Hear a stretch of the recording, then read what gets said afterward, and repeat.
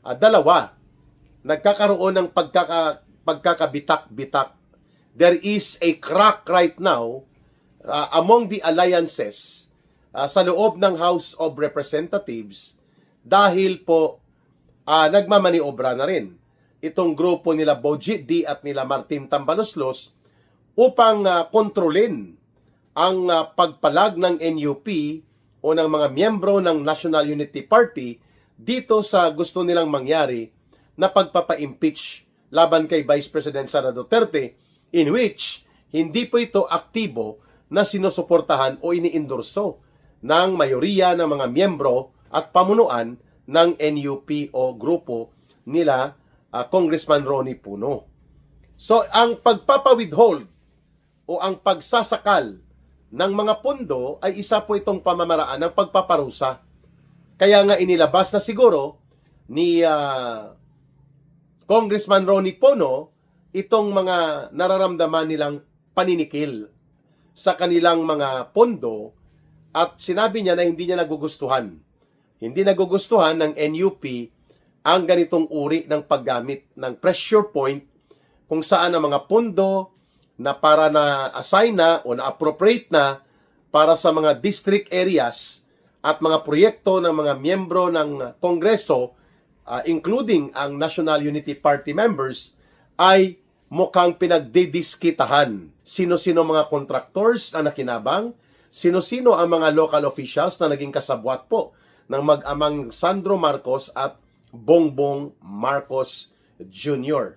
Kaya mukhang interesting ang paglapit mismo ni Manong Governor Chavit Singson dyan po sa komitiba ni Senator Ping Lacson o sa iba pang mga senador kung ayaw ni Ping Lacson na pagbibigyan po ng pagkakataon na madidinig o mapapakinggan ang salaysay na gagawin po ni Manong Governor Chavit Singson. Aba, interesting ito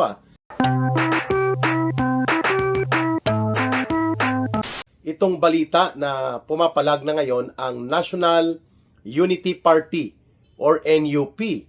Ito po ay ang partido na nilalanguyan and di umano ay supported ito ni Enrique Razon, ang super bilyonaryo.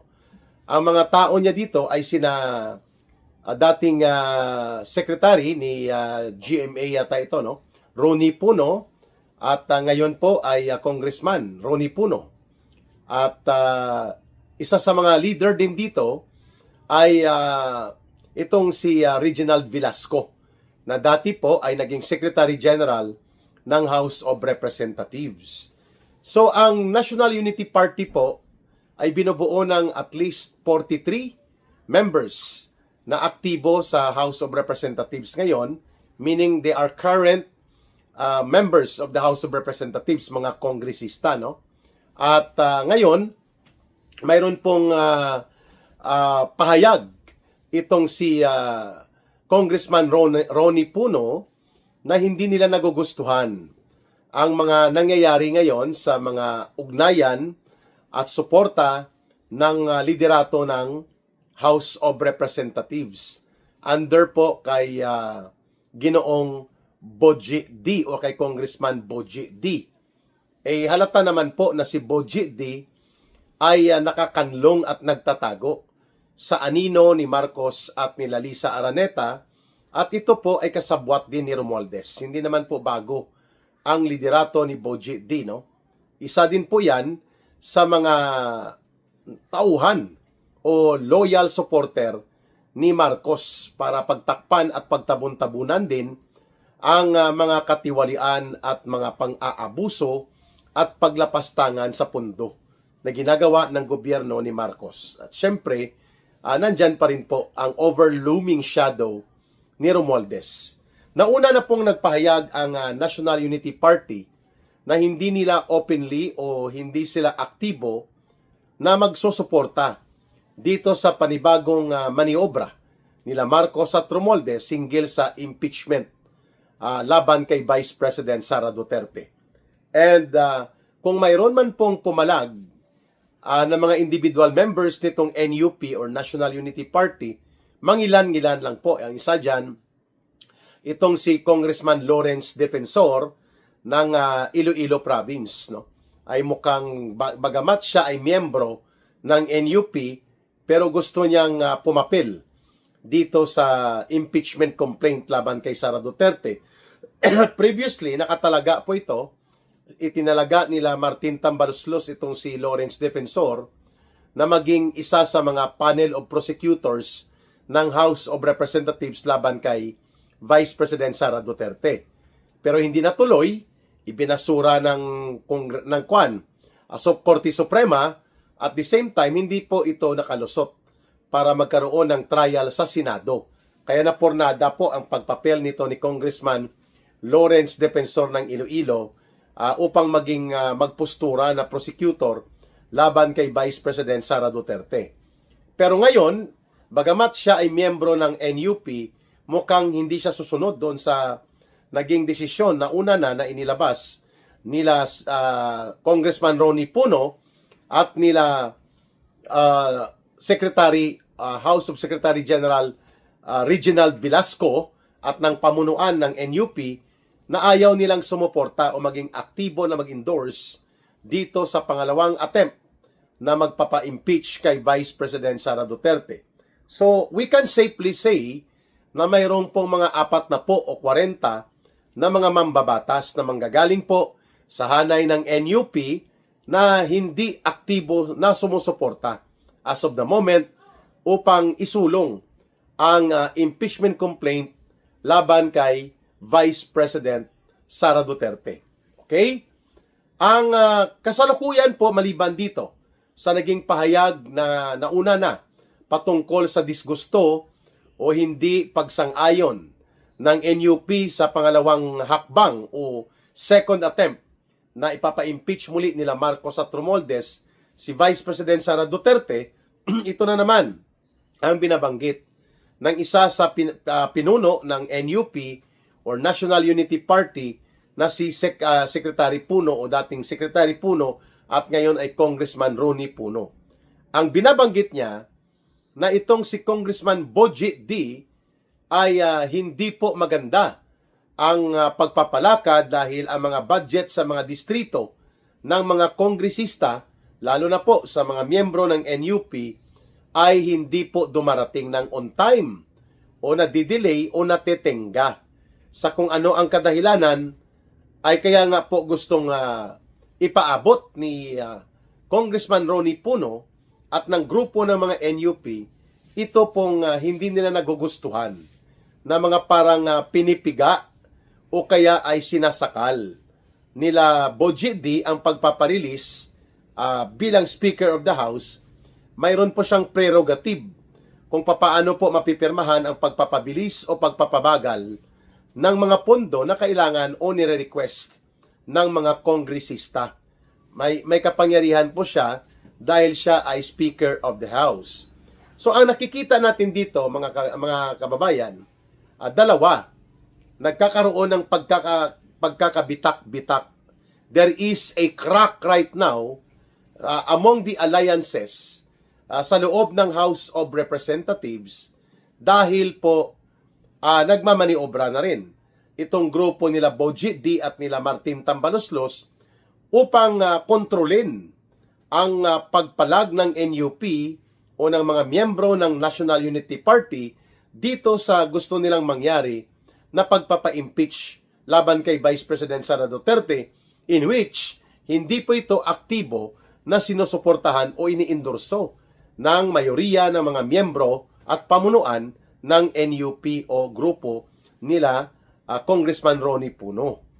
So ang pagpapa-withhold o ang pagsasakal ng mga pondo ay isa po itong pamamaraan ng pagpaparusa. Kaya nga inilabas na siguro ni Congressman Ronnie Puno itong mga nararamdaman nilang paninikil sa kanilang mga pondo at sinabi niya na hindi niya nagugustuhan. Hindi nagugustuhan ng NUP ang ganitong uri ng paggamit ng pressure point kung saan ang mga pondo na para na assign na o na appropriate na para sa mga district areas at mga proyekto ng mga miyembro ng Kongreso including ang National Unity Party members, ay mukhang pinagdidiskitahan at dinidiskartihan po nila Speaker Bojeddi para hindi nila maparilis at nang sa ganun, magkaroon ng bargaining o pakikipag-usap upang mapipilitan po na sumunod ang grupo ng NUP na mga kongresista sa kagustuhan nila Marcos at Romualdez na bumoto sila para mapapa-impeach muli o gagawin nila ang impeachment laban kay Vice President Sara Duterte nang sa ganon ay upang maiakyat po nila doon sa Senado at magkaroon ng trial laban kay Vice President Sara Duterte. Ngayon, dahil pumapalag po itong NUP, bigla naman po itong nagkaroon ng problema sa pagpaparelease ng kanilang pondo. Pangalawa, maliban po dito sa paninikil at high-handed pressure na gustong mangyari nila Tambaluslos at nila Marcos upang hindi po pumalag ang mga miyembro ng Kongreso, iniipit ang kanilang mga pondo, ito naman po sa bahagi ng NUP at ng mga miyembro nila nagpapakita na nagkakaroon na ng power struggle. Nagkakaroon po ng bangayan o internal na banggaan sa loob ng House of Representatives dahil may mga pagkakaroon ng crack within the coalition or the alliances nitong mga political parties. Mantakin mo, malaki-laki din po yan 40 na mga kongresista po ang pwedeng mahatak para bumangga dito kina Bojeddi, Martin Tambaluslos at sa mga grupo nila. At ang Davao Group, mayroon din yatang 4 or 5. So 45 sila kung magkakaroon po ng influence operation sa loob ng House of Representatives. Malaking bagay po kapag hindi sumuporta itong isang bloke, 45, Davao Group na mga 5, and then 40 ang NUP and other na mga miyembro ng party list na nakalinya sa sa Duterte political camp. So kulang-kulang 50 din po ang pwedeng sumuporta kasama sa NUP upang tutulan itong pagpupumilit nila Marcos at Tambaluslos na itulak ang pangalawang impeachment operations versus kay Vice President Sara Duterte. So the crack within the coalition and within the political party alliances sa House of Representatives are now becoming prominent. Mas nakikita po at hindi na maitatago na nagkakaroon na ng banggaan sa loob po ng House of Representatives, lalo pa at papalapit na po ang 2028 elections, nagkakaroon na ng realignment of forces. Dati pong kaalyado ito ng dominant party sa loob ng House of Representatives, ang partido nila Tambaluslos na Lakas Group, Ang Lakas Group, mayroon yatang 108 or 103 na mga kongresista at kaalyado nila dati itong NUP, so they have around 145 members dati sa coalition and other individual members. Kaya kaya nilang magkaroon ng higher majority number.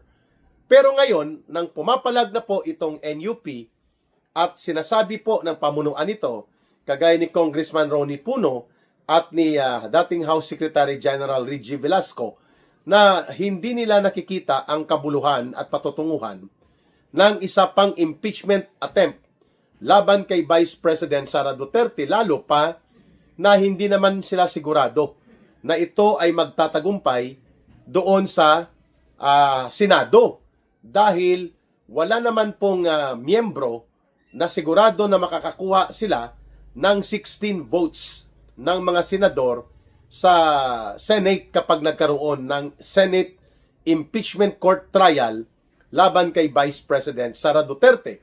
So sabi ng mga taga-NUP sa kanilang pamunuan, exercise in futility. Ibig sabihin po, magiging walang saysay lang ang ganitong hakbang na magpapa-impeach ka, magsasayang ka ng resources, ng oras, panahon, at magkakaroon ng mga bangayan sa loob ng Kongreso, hindi naman sigurado na magboboto ang 16 senators para ipakonvict si Sara Duterte. So what's the point of proceeding about that? Kaya naman, ang naging reaksyon ngayon nila Boji D, nila Martin Tambaluslos, at nila Marcos ay kailangan ipitin, kailangang higpitan at sikilin ang mga political alliances sa loob ng Kongreso nang sa ganon ay mapipilitan silang sumunod doon sa linya ng pagpapabor at openly ay i-endorse at suportahan nila ang impeachment complaint laban kay Vice President Sara Duterte. At ang isang hakbang po dyan ay ang pag-iipit ng pondo. Ang pagpaparelease pwedeng madelay yan, 2-3 buwan.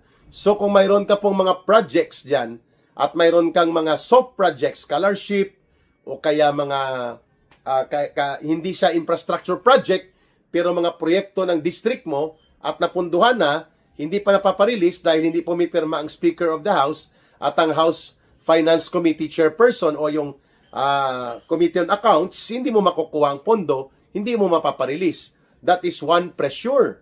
At ang pangalawa, ito pong MOOE, yung ini-expose po ni Pangulong Duterte at ng mga dating mga members ng House of Representatives na 1 million to 2 million a month na allowances na ang ginagawa lang ay certification by liquidation na mag-certify ka lang na nagamit mo na, wala nang resibo, okay na. So, pwedeng ipa-hold din po yan, no? Kaya ito mga CPP, NPA, NDF party list na yan, tuwang-tuwa sila kapag nakakapasok sila sa Kongreso dahil hindi lamang pork barrel ang sinisip-sip nila na pundo mula sa gobyerno at ginagamit nila ito para sa pagpapalakas ng communist terrorism ng kanilang grupo na CPP, NPA, NDF. Mayroon pa po silang tinatawag na extraordinary fund, mga kababayan, na ang ibig sabihin po ay mayroon po silang mga pondo na pwede nilang gamitin upang magkaroon sila ng leeway na hindi na nila kailangan pa magkaroon ng liquidation, ay simple lang po na gagamitin nila para ito ay maging batayan, maparelease na sa kanila. So malamang iniipit din po ito, mga kababayan, itong tinatawag na extraordinary fund na liquidation through certification lang. At ito ay discretionary, by the millions din po ito. Isa ito sa pamamaraan ng pamunuan nila Boji D, nila Martin Romualdez na pipigilan nila na mapaparelease ang mga pundo para sumunod. Itong grupo nila Boji D, papasunod nila po ang grupo ng NUP at iba pang kongresista na pumapalag ngayon sa disenyo nila na hatawin at muling ilarga ang paglatigo ng panibagong impeachment complaints laban kay Vice President Sara Duterte. This is very interesting dahil ngayon ay malinaw na nagkakaroon ng crack within the coalition and alliances sa loob po ng organisasyon at alyansa na dati ay kontrolado nila Martin Tambaluslos at nila Marcos. Ngayon pumapalag na, no? 40 members din ito, ang NUP at ang Duterte Bloc sa Senado o sa Kongreso, mga 5 or 6, at iba pa mga kongresista, there are around 50. Kung mag-unify po itong NUP, ang Duterte Bloc Alliances at iba pang mga independent na mga kongresista, malaki-laki din po ang boto nila para bumangga dito sa dominant political party nila Romualdez na mga mahigit 100 po ang kanilang miyembro. Itong lakas CMD yata ito na party nila Romualdez, no. So babalikan po natin itong pagkakaroon ng hindi na maitatangging pagkakaroon ng crack o bangayan within the political coalition and alliances sa loob ng Kongreso dahil dito sa maruming laro ng impeachment operations na gusto at nais ipatulak at ipalarga, ipalunok ni Martin Tambaluslos at nila Marcos sa ilang mga mambabatas. Sa kababayan, sa oras na ito ay bibigyan po natin ng pananaw. Ito pong pahayag ni Governor Chavit Singson na handa po siyang tumistigo hinggil sa usapin ng flood control investigation, lalo na po kung ito ay mabubuksan sa Senado. At ang kanyang nalalaman hinggil po sa pagkaka-involve nila Marcos Jr. ang kanyang mga tauhan at mga miyembro ng sindikato nila at pati na po ang kanyang anak na si Sandro Marcos Jr. Ayon kay Governor Chavez Singson, mayroon pong hindi bababa sa 13 billion pesos na mga proyekto na halos ghost projects ang nangyari na hawak po ni Sandro Marcos sa loob ng 3 taon, no? And imagine if ang kalakaran sa proyekto under Marcos Jr. is 25% ang pinakamababa na kotong o SOP, aba, edi 1/4 ng 13 billion, mga kababayan, mahigit 4 billion pesos ang napunta, di umano, kay Congressman Sandro Marcos kung pagbabatayan natin ang computation ng mga proyektong dumaan sa kay Sandro Marcos. Aba. At ito'y karamihan mga flood control projects po na ang pinag-uusapan, mayroong flood pero walang control sapagkat ginagamit po ni Marcos at nila Romualdez ang flood control projects ayon kay Ginoong Saldico at sa mga testigo mismo na nakakaalam na mga kontraktor na ghost projects ito. Ibig sabihin po, kunwa-kunwarian lang ang flood control project. Pero ang totoo lang, hindi naman po talaga proyekto, kundi pamimera, pangungulimbat at pandurobo sa pundo ng mamamayan ang kanilang ginawa. At ito ngayon, nag-volunteer si Governor Chavez Singson sa Senado na kung pwede, mabuksan pa nila ang flood control project investigation at willing siya na tumistigo. Hindi mo na isasarado ito. At sana kasama na rin po ang pagbubukas sa 18 former soldiers na ito na handa pong tumistigo din hinggil sa kanilang nalalaman kung paano pinagkakitaan at ginamit ang mga naturang flood control projects upang tumiba-tiba ng paldo-paldo, malimaleta, tuni-tuniladang pera ang sindikato nila Marcos at nila Romualdez. Sana po mapagbigyan itong kahilingan ni Governor Chavez Singson sapagkat he is a competent witness, no? At alam po niya ang kanyang sinasabi sapagkat siya mismo ay naroroon sa rehiyon ng Ilocos. At alam niya kung sino ang mga nasasangkot sa mga projects na ito, sino-sino mga contractors ang nakinabang, sino-sino ang mga local officials na naging kasabwat po ng mag-amang Sandro Marcos at Bongbong Marcos Jr. Kaya mukhang interesting ang paglapit mismo ni Manong Governor Chavez Singson dyan po sa komitiba ni Senator Ping Lacson o sa iba pang mga senador kung ayaw ni Ping Lacson na pagbibigyan po ng pagkakataon na madidinig o mapapakinggan ang salaysay na gagawin po ni Manong Governor Chavez Singson. Aba, interesting ito ang development na ito. At ganun din po ang kanyang paglapit sa tatay, sa anak, no? Dati tatay niya, kaibigan man ito ni Chavez Singson, si Erap. At ngayon, nagkita sila doon ni Senador Jinggoy Estrada.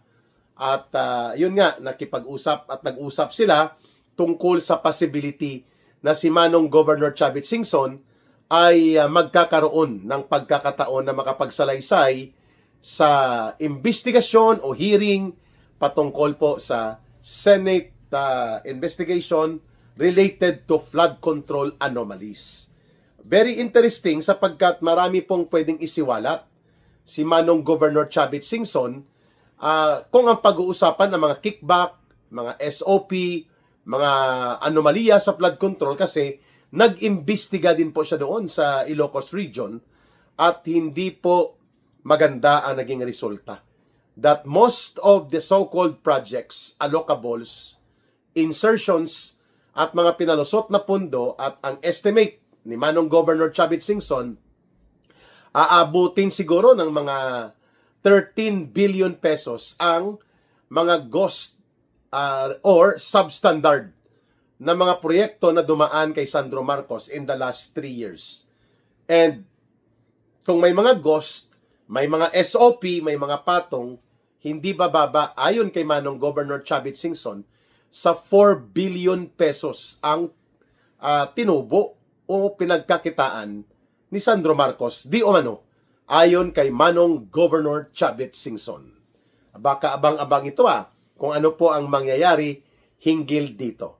So, bantayan natin kung tatanggapin po nila Ping Lacson at nila Tito Soto na sila po ang nagkokontrol ng pamunuan ngayon sa Senado, itong pagboboluntaryo ni Governor Chavit Singson hinggil po sa anomalya ng iskandalo sa flood control projects.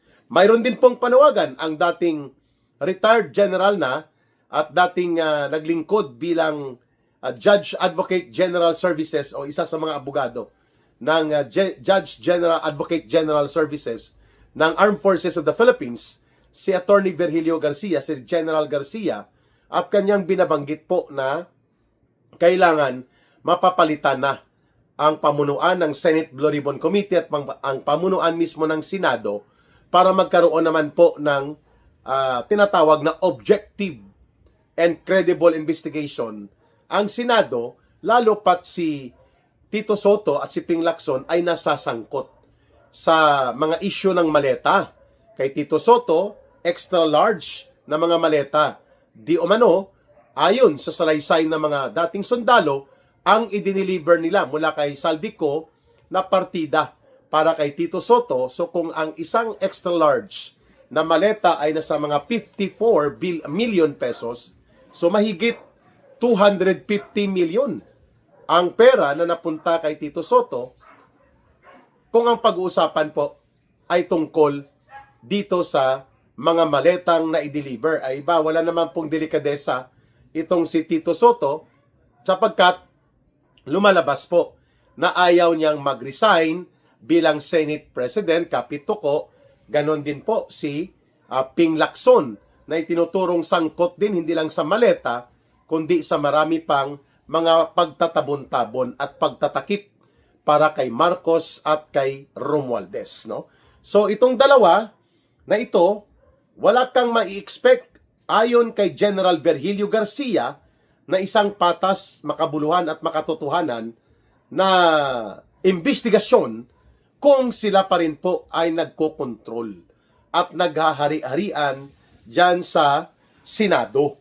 Sapagkat itong si Tito Soto at si Ping Lacson, according to the assessment ni General Garcia at sinasang-ayunan ito ng maraming mga mamamayan, siya po, si Tito Soto at si Ping Lacson, nag-aakto bilang mga special agents para kay Marcos at kay Romualdez.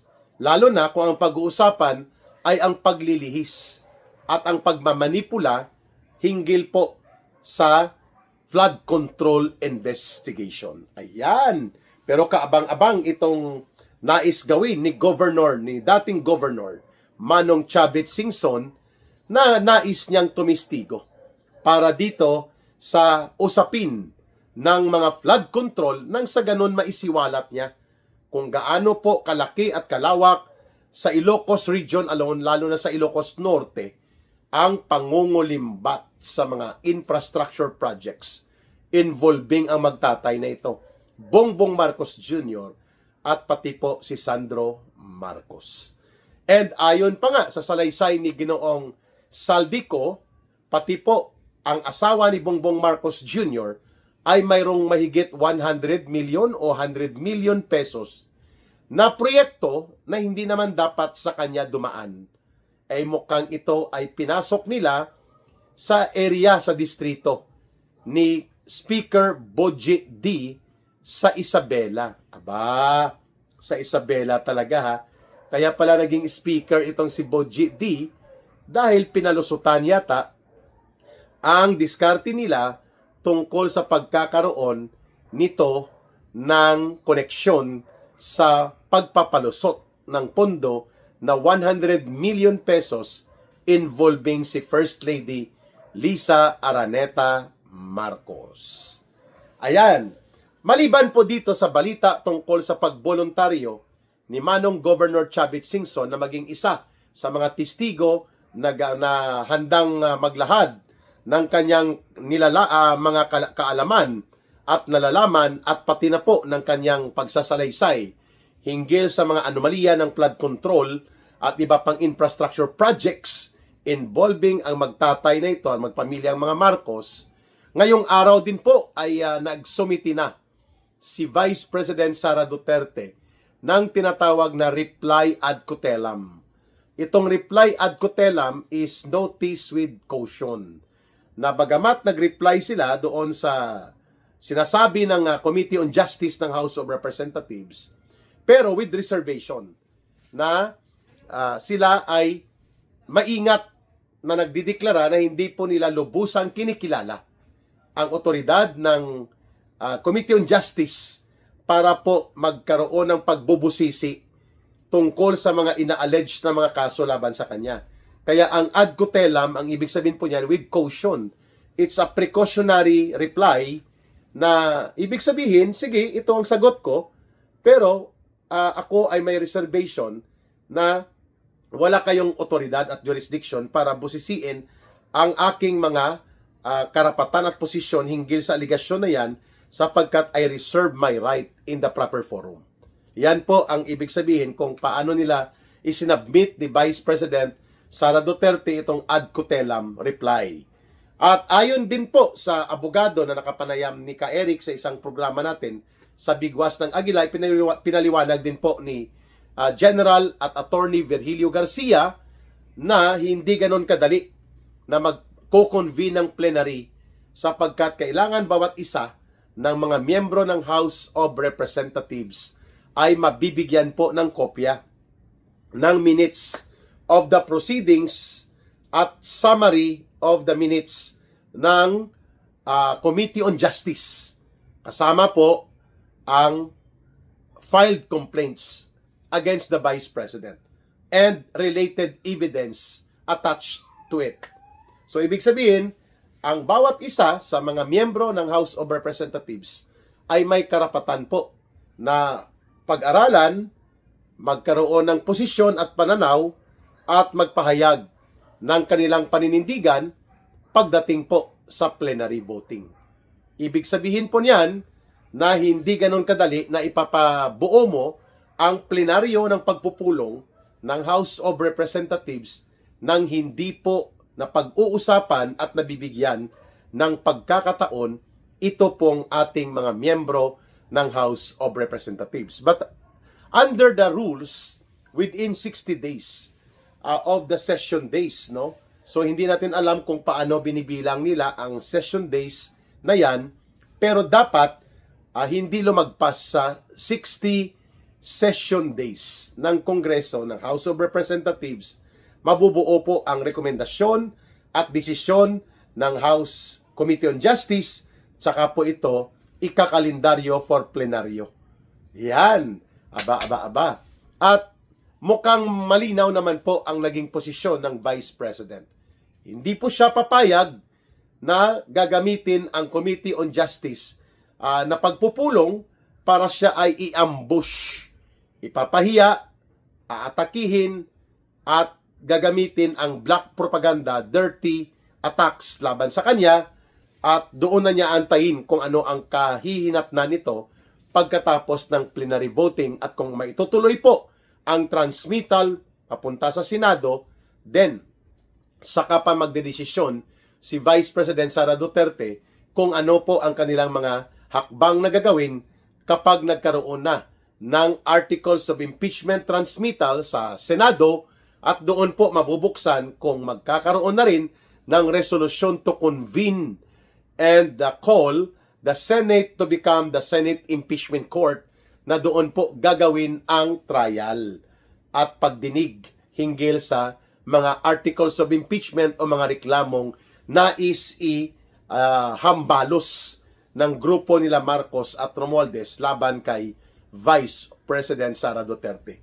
Very interesting po itong mga kaganapan na ito and babantayan natin kasi mukhang nagmamadali itong si Luistro, ang chairperson ng Committee on Justice sa House of Representatives. Ganon din po ang mga tauhan at alipores ni Romualdez.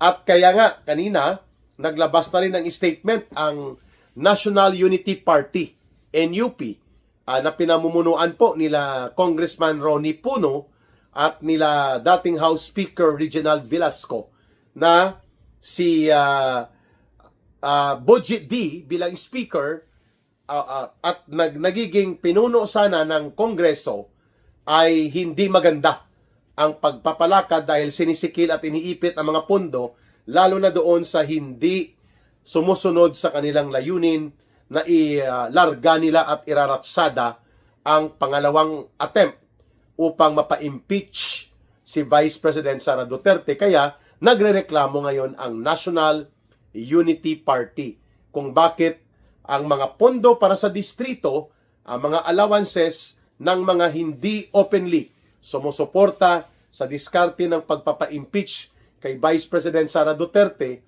ay nananatili po na hindi pa na ipaparilis bagamat papasok na po ang buwan ng Abril. Mukhang magkakaroon ito ng banggaan na nagkakaroon na ng crack, ng bitak-bitak sa loob po ng alyansa ni Romualdez, ni Boji D at ng mga tauhan ni Marcos. Having this kind of statement and declaration right now coming from the National Unity Party, at kung bubuin po natin ito, mayroon silang 40 na mga miyembro or 41, 41, and then ang Duterte Black mayroong mga 6 at ang iba pang mga non-aligned na pwedeng magkaroon po ng tactical alliance, baka umabot sa 50 to 60 members ng House of Representatives po ang babangga dito sa impeachment na palusot at diskarte nila Marcos at nila Romualdez.